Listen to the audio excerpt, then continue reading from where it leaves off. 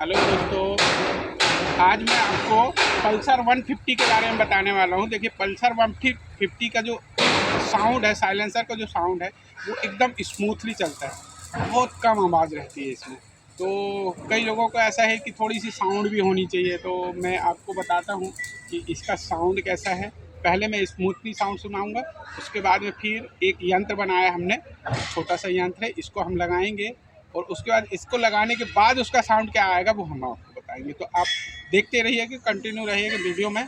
चलो जल्दी से चालू करते हैं। तो पहले मैं आपको इसको मैं इधर रख दे रहा हूँ और मैं आपको पहले इसको चालू करके सुनाता हूँ, इसका साउंड।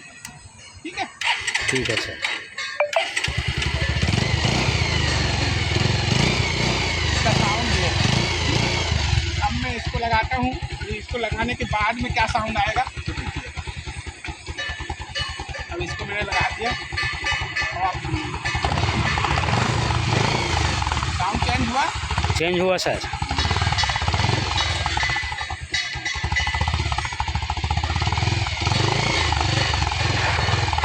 Thank you.